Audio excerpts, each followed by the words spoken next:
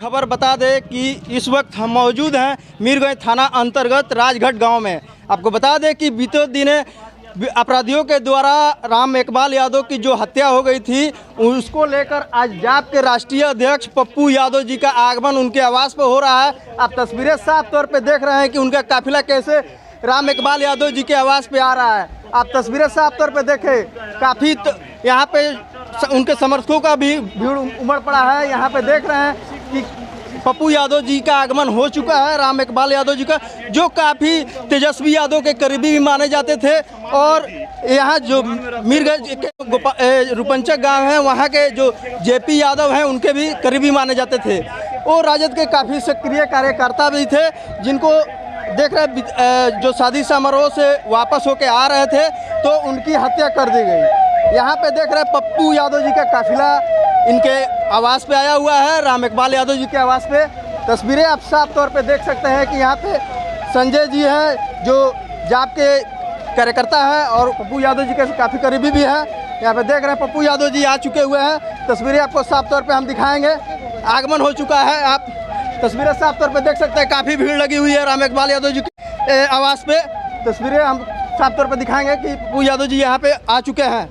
हमारे साथ बने रहिए, हम दिखा रहे हैं पल पल की खबर, हमें फेस न्यूज़ पर दिखाएंगे आपको। यहाँ पे देखिए पप्पू यादव जी का आगमन हो रहा है। तस्वीरें आप साफ तौर पे देखिए, यहाँ पे दिखाएंगे हम अपने कैमरा के माध्यम से।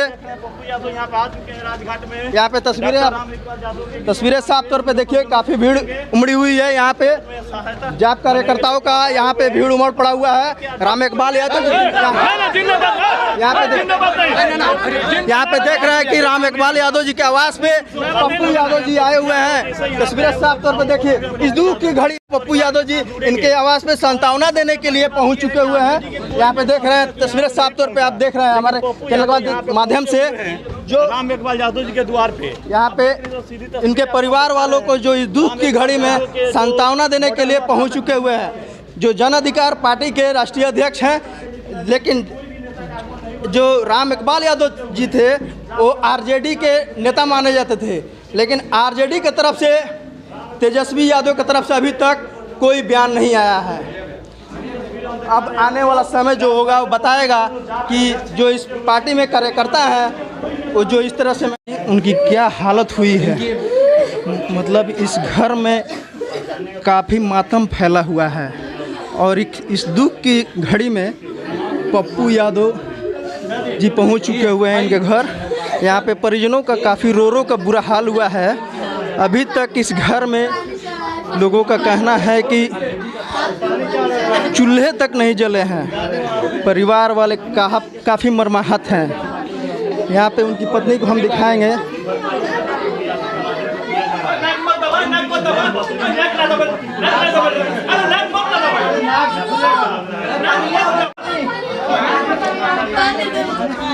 देख रहे हैं कि यहाँ पे जो उनकी पत्नी है बेहोश हो रही है। यहाँ पे काफ़ी घर का जो स्थिति है, काफ़ी दयनीय स्थिति है। यहाँ पे माँ अलग ही रो रही है और उनकी पत्नी अलग रो रहे हैं और बच्चे अलग रो रहे हैं। इस घर में जो है काफ़ी मातम फैला हुआ है। और यहाँ पे जो जिस पार्टी के लिए रामबालक यादव जी अपना काम करते थे, लेकिन उस पार्टी के जो तेजस्वी यादव नेता हैं, नेता प्रतिपक्ष, उनके द्वारा कोई भी अभी तक ट्वीट तक नहीं आया है। अब आने वाला ये समय होगा कि आगे क्या होगा, ये तो समय बताएगा। कि हर एक चैनलों के माध्यम से आप देख रहे होंगे कि लिखा जा रहा है या बोला जा रहा है कि तेजस्वी यादव के जी के करीबी हैं, लेकिन यहाँ पे सबसे पहले पहुँचे हुए हैं जाप के राष्ट्रीय अध्यक्ष पप्पू यादव जी। लेकिन जिस पार्टी के लिए इन्होंने कि तेजस्वी यादव जी अभी तक यहाँ पे नहीं आए हैं, आखिर क्या कारण है, हम चल के परिवार के सदस्य वालों से जानने की कोशिश करेंगे। जिस पार्टी के थे उस पार्टी के तेजस्वी यादव जी नहीं आए, लेकिन जन अधिकार पार्टी के पप्पू यादव जी यहाँ पे पहुँच चुके हुए हैं। तो हम पूछना चाहते हैं माननीय तेजस्वी यादव जी से कि आपको अपने कार्यकर्ताओं के लिए समय नहीं है, आप आते हैं बाद में आते हैं, लेकिन पहले आपको आना चाहिए। जो दुख के घड़ी में इस परिवार वालों के साथ खड़ा होना चाहिए। ताकि जो इस कार्यकर्ता पार्टी का आपके लिए कार्य किया हुआ है और एक उनको अता पता था।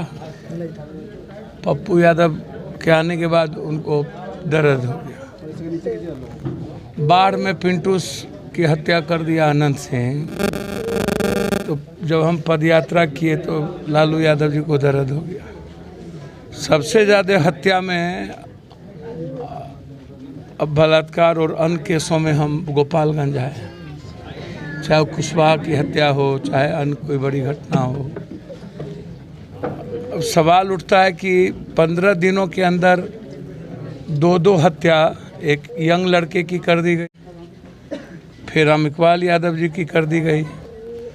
हम इस बात को मानने को तैयार नहीं है कि जो पीछे था सिर्फ उसी ने, जब ज़मीन का झगड़ा नहीं, जब कोई पैसे का झगड़ा नहीं, तो फिर झगड़ा किस बात का। उसका पूरा मोबाइल डिटेल, उसका लोकेशन, उसका डिटेल लोकेशन निकले, जिस पर कहा गया है कि पीछे थे, उसने गोली मारी। उनकी बातचीत किन किन से लोगों से होती रही है इस इलाके में। ऐसा नहीं है कि डायरेक्ट उसी ने सिर्फ मार दिया। यदि इनका सामाजिक और राजनीतिक कद बहुत ऊंचा बढ़ रहा था, तो मेरा मानना है कि हर परिस्थिति में इसमें एक साजिश नहीं होगी, कई साजिश। वर्चस्व की लड़ाई तो थी नहीं कि दादा दादा की लड़ाई थी, तो सामाजिक और राजनीतिक व्यक्तित्व उनका बढ़ा लोगों में, समाज में। तो इसमें सबसे ज़्यादा पीड़ा किसको थी? संदर्भ देखिएगा ना मर्डर का, राजनीति का। हो मारा इसने, तो इसके पीछे और कोई लोग हो, तो सारी भूमिका की तलाश होनी चाहिए। एक ही भूमिका पर मर्डर को बंद नहीं कर देना चाहिए। तो इसकी तलाश कब तक होगी सर?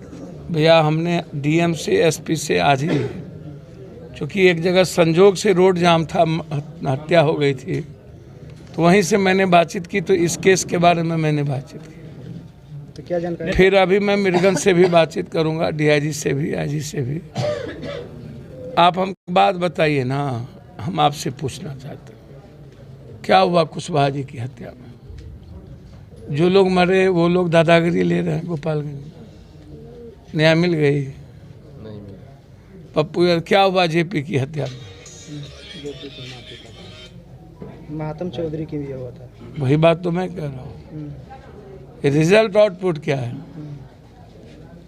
क्या बाद में न्याय मिलता है? बाद में तो परिवार अनाथ हो जाता है। ये छोटे छोटे बालक। अब मैं वही बात कह रहा हूँ, तो उसको आप कोई गोपालगंज की घटना मत लीजिए।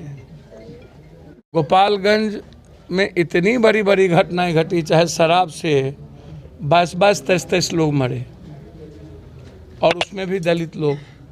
कभी आप आए, कभी आपने गोपालगंज में कोई संवेदना की? चुनाव के समय में ही आप आते हैं और फिर चुनाव के बाद गायब हो जाते हैं। और जो संघर्ष करता है उनका ना तो आप प्रोटेक्शन कर पाते हैं और ना ही उनकी ताकत बन पाते हैं। पार्टी में पैसे की कमी तो है नहीं। इस बच्चों के लिए अविलंब पार्टी को निर्णय लेना चाहिए कि हम दोनों बच्चों के नाम से 25-25 लाख रुपया फिक्स करें। तुरंत करना चाहिए, क्यों नहीं किया? आप एक कमेटी बनाते, आप बेफिक्र हैं। हम कोशिश करेंगे इसमें स्पीडी ट्रायल हो, जल्द से जल्द स्पीडी ट्रायल करके इस मर्डर की सभी तरह की संभावनाओं को तलाशने के बाद ही किसी निष्कर्ष पर पहुंचे।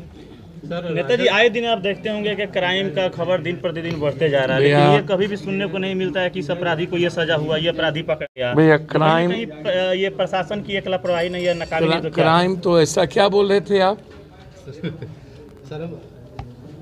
जानना चाह रहे थे कि राजद के नेता थे लेकिन राजद का एक भी सदस्य सर मैं एक बात बोलूं, करके नहीं मिला अभी तक। सत्ता पक्ष और विपक्ष के बारे में कोई भूमिका आप बता दीजिए। बिहार में इतनी बड़ी घटना घटी, अभी राम जन्म के दिन इतना बड़ा इन लोगों ने क्योस पैदा किया, दंगा करने का प्रयास किया, ईद के दिन भी किया, और लगातार अभी कल आलमगंज में घटना घटी, एक मासूम बच्चे के साथ बलात्कार करके इसी गोपालगंज में मार दिया गया।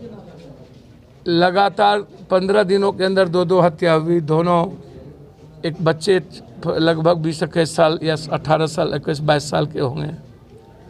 और उसके बाद आप बिहार और सिवान की कोई भी घटना आप उठा के देख लीजिए, या अभी शहीद हुए गोपालगंज में, क्या आप उसमें गए? छपरा में क्या आप उसमें गए? लगातार सिवान में घटना घटित होती है, क्या उसमें गए? अभी एक हत्या हुई जिसमें सच्चाई है कि कहीं से भी साबुद्दीन जी के लड़के उस हत्या में दूर दूर तक का कोई मतलब नहीं, और कोई परिवार अब इन्वॉल्व होना भी नहीं चाहता। उनकी पत्नी उसमें आपने केस में नाम इन्वॉल्व किया, एक बार भी आप बोलने की हिम्मत नहीं जुटा पाए जब वो नहीं रहे मरहूम। आप कोई घटना उठा करके देखें तो आपको समझ में आएगा कि क्या विपक्ष, 75 एमएलए का विपक्ष, जिसकी भूमिका मजबूत होनी चाहिए। बीपीएससी में इतनी बड़ी घटना घट गई, रंजीत जो डायरेक्टर पद पर है, जिसकी कई कोचिंग चलती है, अगले बार भी उसकी कोचिंग से बीपीएससी में अच्छा रिजल्ट आया था। अगले भी क्वेश्चन उन्होंने आउट करके अपने कोचिंग को उन्होंने आगे बढ़ाया। अब रंजीत की भूमिका पर चर्चा नहीं, अब महाजन के भूमिका पर चर्चा नहीं। सत्ता पक्ष विपक्ष बीपीएससी जैसी चीज़ों में यदि चुप हो जाए, अब आप देखिए ना, जो आदमी रोजगार की बात करता है चुनाव में, और हमारी पूरी ज़िंदगी तबाह कर दिया पूरे बिहार में, ये बीपीएससी, ये एनबीसीसी रेलवे, ये ग्रुप डी, ये आर्मी बहाली, आप बीसीसीटी, बीएसएससी, जिसको 13 साल पहले, 8 साल पहले 13,000 बीएससी का फॉर्म भरवाया, आप करोड़ों रुपया ले लिए। तो कभी सत्ता पक्ष और विपक्ष कभी बात करता है क्या?